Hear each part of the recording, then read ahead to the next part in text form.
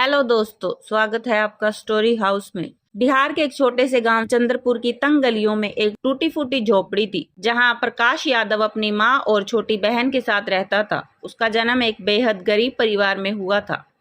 पिताजी खेतों में मजदूरी करते थे, लेकिन जब प्रकाश सिर्फ 5 साल का था तभी वो एक हादसे में चल बसे। माँ सीता देवी ने अपने आंचल को कसकर बांधा और जीवन की जंग अकेले लड़ने लगी। गांव में सिर्फ एक सरकारी स्कूल था जहां टाट पट्टी पर बैठकर पढ़ाई होती थी, लेकिन प्रकाश का मन किताबों में ऐसा रमता था कि जैसे वे ही उसकी दुनिया हो। पुरानी किताबें, फटे पुराने कॉपी किताबें और टूटी पेंसिलों के सहारे वो बड़े सपने देखा करता था। माँ खेतों में मजदूरी करती और जो थोड़ी बहुत आमदनी होती थी उससे घर का चूल्हा जलता।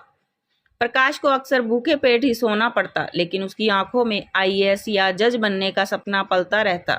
उसके स्कूल के मास्टर मिश्रा जी उसकी प्रतिभा को पहचानते थे। उन्होंने उसे एक दिन कहा, गरीबी तेरा भाग्य नहीं है, ये एक परीक्षा है। अगर तूने इसे पार कर लिया तो तू लाखों लोगों का नसीब बदल सकता है। उनके ये शब्द प्रकाश के जीवन का लक्ष्य बन गए। प्रकाश की पढ़ाई जैसे तैसे मैट्रिक तक पहुंची। पूरे जिले में उसने टॉप किया, लेकिन आगे की पढ़ाई के लिए पैसे नहीं थे। माँ ने अपनी एकमात्र चांदी की पायल गिरवी रख दी। कॉलेज पटना में था और वहां जाकर रहना, खाना, पढ़ाई करना, इन सब का खर्च प्रकाश के लिए असंभव था। फिर भी वह गया। दिन में कॉलेज जाता, रात को कोचिंग सेंटर में झाड़ू पोछा करता, वहीं बचा कुचा खाना खाता और कोने में सोता। कभी कभी भूखे पेट ही सुबह हो जाती, लेकिन उसका सपना अड़िग था, जज बनना है। लॉ की पढ़ाई करते हुए उसने कई छोटी मोटी परीक्षाएं पास की, पर जज की परीक्षा बहुत कठिन थी। 3 बार फेल हुआ। हर बार लोग कहते, अब छोड़ दो, सरकारी बाबू बन जा, बस जिंदगी कट जाएगी। लेकिन प्रकाश को जिंदगी काटनी नहीं, उसे बदलनी थी। चौथी बार में आखिरकार प्रकाश ने जुडिशियल सर्विस की परीक्षा पास कर दी। जब रिजल्ट आया तो उसकी माँ रो पड़ी, बोली, अब तेरा बाप तुझे आसमान से देख रहा होगा बेटा। जज की पोस्टिंग उसे झारखंड के एक छोटे जिले में मिली। सरकारी गाड़ी, बड़ा बंगला और सुरक्षा। यह सब देखकर गांव के लोग हैरान रह गए, लेकिन प्रकाश को यह सब बोझ की तरह लगता था, क्योंकि माँ अब बीमार रहती थी, बहन की शादी की चिंता भी थी और सबसे बड़ी बात, महीने की सैलरी समय पर नहीं मिलती थी। कई बार 3-3 महीने सैलरी अटक जाती। बंगले के अंदर किराए की कुर्सियां थी और बाहर चमचमाती गाड़ी, लेकिन फ्रिज खाली था। माँ की दवाइयों के लिए उधार लेना पड़ता। वो रातें जब कोर्ट में दिन भर फैसले सुनाने वाला जज वापस आकर माँ के पास बैठता और कहता, माँ इस बार भी थोड़ी दाल कम रख, पर चिंता मत कर, सब ठीक हो जाएगा।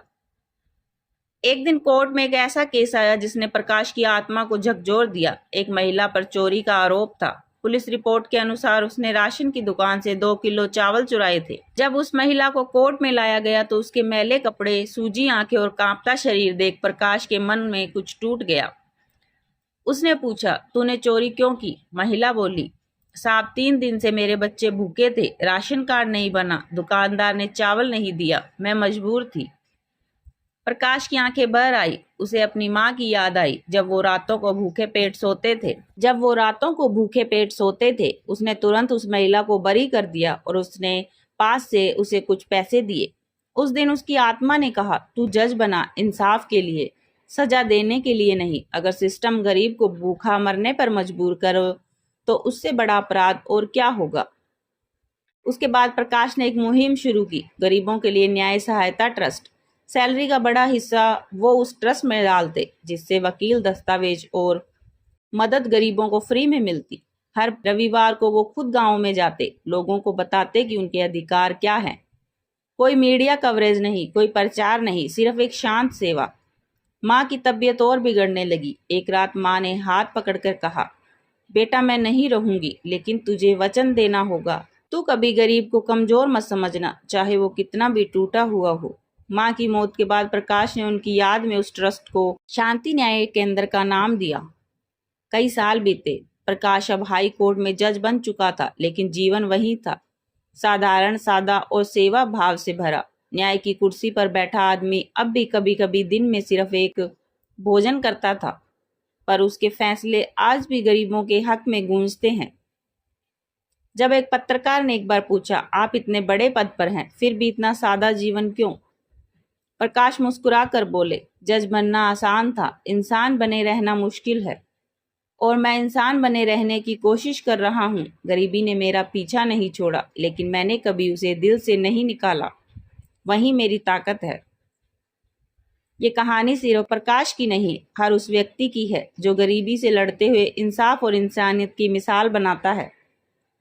न्याय की कुर्सी पर बैठे हुए भी जिनकी आत्मा जमीन से जुड़ी होती है। दोस्तों, कहानी पसंद आई हो तो वीडियो को लाइक करें, कमेंट करें और चैनल को सब्सक्राइब जरूर करें। धन्यवाद।